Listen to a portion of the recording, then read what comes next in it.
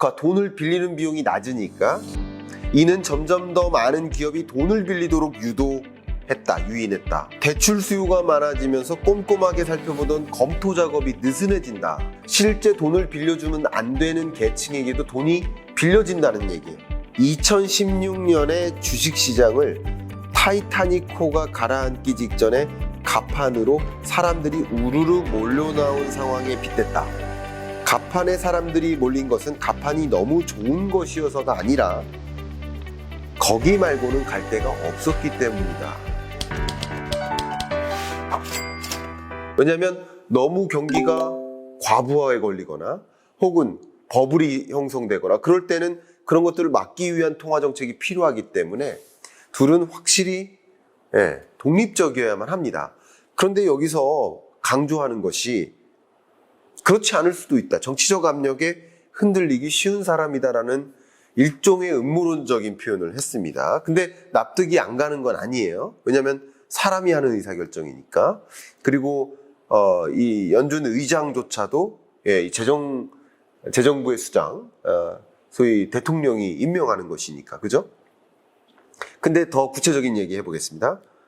연준이 계속 돈을 찍어내면서 일자리를 창출하려고 고투를 벌인 것은 경제 방정식에 따라서가 아니라 대중과 정치인들이 연준에 원한 게 그것이었기 때문이다. 정치적이었다는 거죠. 연준은 계속 돈을 찍었고 그러면서 자산 가격 버블과 인플레이션을 일으켰으며 이는 결국 1980년대 초에 10%라는 높은 실업률을 일으키는 것으로 귀결되었다. 그러니까 결국 연준이 이따가도 보겠습니다. 독립적으로 의사결정을 하지 않게 됨에 따라 배가 산으로 가게 될 수 있다는 것을 강조한 것이고 이것은 우회적으로 우리나라 여러분들도 우리나라 국민들도 연준이 독립적으로 우리 금통위가 혹은 한국은행이 독립성을 부여받고 독립적으로 의사결정하지 않는 모습을 목격하면 여러분들도 질타를 하셔야 된다는 거죠. 예를 들면 여러분들이 이제 정규적으로 볼 수 있는 제 공중파 방송에서는 그런 자리 나가서는 사실 통화정책 의사결정이 잘못된 건 잘못됐다고 지적을 하는 자리거든요. 근데 전문가라고 불려지는 사람들만 할 수 있는 것이 아니라 여러분들도 이런 메커니즘을 이해하면 충분히 지적을 할 수 있고 이 국민들의 수준이 올라가면 올라갈수록 경제적인 그런 인식 수준이 올라가면 올라갈수록 지휘권 혹은 의사결정자들이 더 현명한 의사결정을 할 수 있도록 조율을 할 수 있다는 거예요. 제가 매우 인상 깊은 그 문장을 하나 제가 제 스스로 인상 깊다고 표현하면 안 되는데 제가 한번 신문에 칼럼을 쓸 때 그 첫 문장이 기억이 나는데 정치는 국민의 수준이다 라는 문장을 남겼어요. 무슨 뜻이냐면 사실 우리가 뽑은 대통령도 국민의 수준을 보여주는 거죠. 그런 면에서 다양한 우리 정부의 의사결정도 혹은 통화정책 수장인 중앙은행의 의사결정도 국민의 수준이 높아지면 높아질수록 더 건전한 나라로 만들 수 있는데 상당한 기여를 할 수 있다고 생각을 하고 있고요. 저도 그런 노력을 이 채널을 통해서 하기 위해 노력하고 있는 것입니다. 그래서 이런 메시지들이 저는 굉장히 많이 와닿았다 말씀드리겠습니다. 108페이지로 좀 넘어가 보겠습니다. 호니그가 행장이 되었다는 소식에 동네의 한 연로한 이웃이 선물을 가져왔다. 이거 굉장히 재밌는 얘기예요. 액자에 넣은 독일 마르크화 지폐였다. 액면 가치가 50만 마르크였고 그 아래 다음과 같은 글귀가 새겨져 있었다. 1921년에 이 지폐는 큰 집을 한 채 살 수 있었다. 1923년에는 빵 한 줄을 겨우 살 수 있게 된다. 독일의 하이퍼 인플레이션 시대에 대한 생생한 기념물이었다. 쭉 이어지다가 후니그는 FMC 위원으로서 엘렌 그린스펀과 함께 이사회의실의 커다란 나무 탁자에 앉게 되었다. 독일 지폐를 선물한 노인이 한 말을 후니그는 결코 잊지 않았다. 그 노인이 한 말이 뭐냐면 이거 가지고 계시면 좋겠어요. 이 일을 잘못하시면 어떤 일이 벌어질 수 있는지 상기시켜 줄 겁니다. 경제를 공부한다는 것은 제가 최근에 발행한 신간에서도 뭐라고 말씀드렸냐면 관계를 이해하는 일이다. 관계를 이해한다는 얘기에서 이 관계는 여러분 주변의 인간관계뿐만 아니라 저 머나먼 나라의 연준 의장이 내리는 금리 의사결정이 결국은 나의 호주머니에 있는 돈의 가치를 올렸다 내렸다 한다라는 말씀을 드렸어요. 그렇기 때문에 중앙은행의 통화정책 의사결정은 굉장히 중요한 것이다. 그러니까 독일 마르크화 지폐가 급격히 가치가 추락해서 정말 하이퍼 인플레이션이 나타났던 거죠. 쉽게 말하면 이런 볼펜 하나 조그만 거 사는데 1,000원짜리 지폐를 한 박스 가지고 내야 되는 상황이 온다는 거죠. 아르헨티나에 그런 일이 벌어지고 있는 거 아닙니까? 그런 책임을 가지고 중앙은행은 의사결정을 해야 된다. 정치적으로 의사결정 내리면 안 된다라는 것을 또 강조하고요. 또한 여러분들께 드리는 인사이트는 그만큼 통화정책의 운용 방향에 따라서 자산 가치가 올라갔다 떨어졌다 할 수 있다. 굉장히 중요한 메시지를 여기서 전달해주고 있다. 그러니까 이게 제가 여러분께 드리는 표현은 인문학적인 표현이 아니죠. 제가 여러분께 드리는 표현은 약간 사회과학적 표현이죠. 근데 인문학적으로 이런 것들을 풀이해줘서 너무나 제가 감명 깊게 읽었다는 뜻인 겁니다. 예, 정말 저는 이런 책은 읽기가 힘들다 그런 생각을 개인적으로 합니다. 여러분께 또 연준의 실패, 통화정책이 실패하면 어떤 일이 벌어지는지, 부작용이 어떤 것들이 있는지를 좀 살펴볼 수가 있을 것 같습니다. 그것을 가지고 또 역시 이 책 돈을 찍어내는 제왕 연준, 이 책의 292페이지를 가지고 좀 설명을 드리겠습니다. 좀 쭉 읽어볼게요.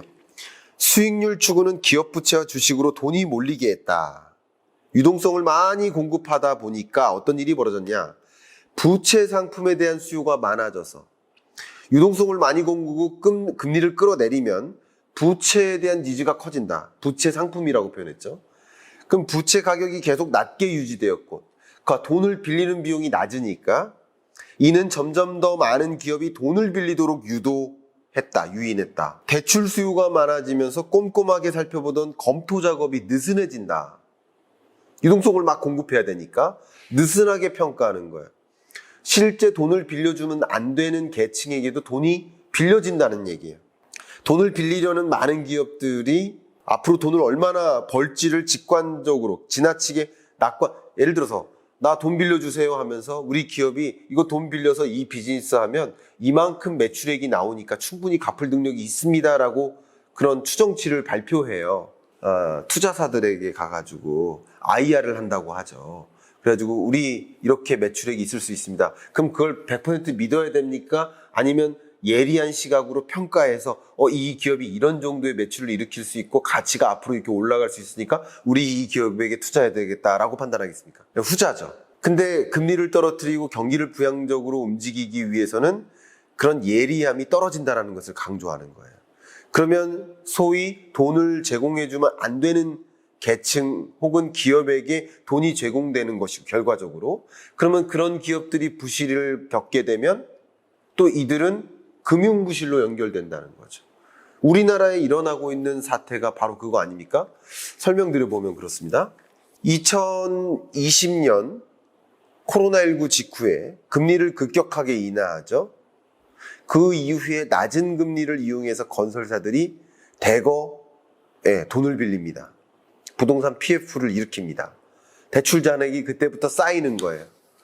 그랬는데 그 이후에 강력한 금리 인상이 찾아왔죠. 강력한 금리 인상은 찾아올 거라고 생각하고 빌렸겠습니까? 그러지 않고 빌렸을 거예요. 근데 강력한 전쟁이 일어났고 강력한 인플레이션이 나타났고 그래서 강력한 금리 인상이 등장했죠. 강력한 금리 인상 때문에 미분양 주택이 쌓이는 거예요. 이제 집이 안 팔리는 시대가 오는 거예요. 그러다 보니 부실 기업들이 등장해요. 부실 건설사들. 그럼 부실 건설사들이 부동산 PF로 대출을 받았는데 갚을 수 있어요? 없어요? 못 갚아요. 그러니까 건설사가 이제는 부도를 일으키는 거예요. 이게 부도라든가 국가부도라든가 파산이라든가 위기라든가 이런 것들은 다 부채와 관련돼요. 부채를 짊어지지 않고 투자하면 그런 일은 없어요. 너무 과도한 부채에 의존할 때 부도가 기어지고 과도한 빚에 의존할 때 위기가 나타나는 거거든요. 기업도 마찬가지고 가게도 마찬가지고 국가도 마찬가지다. 최근에 미국이 국가부도 상황에 내몰렸던 상황. 이것도 역시 과도한 빚에 의존했기 때문에 그래요. 자, 마찬가지로.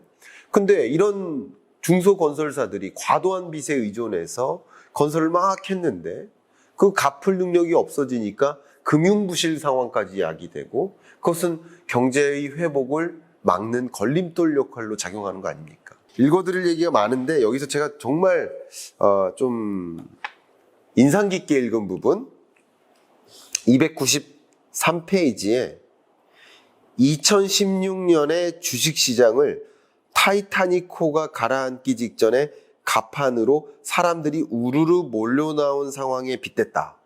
갑판에 사람들이 몰린 것은 갑판이 너무 좋은 것이어서가 아니라 거기 말고는 갈 데가 없었기 때문이다. 이게 지금의 FOMO 현상으로 설명할 수 있겠죠. Fear of missing out. 돈이 이동하는 거예요. 돈이 이동해서 주가가 급등해요. 돈이 이동해서 집값이 급등해요.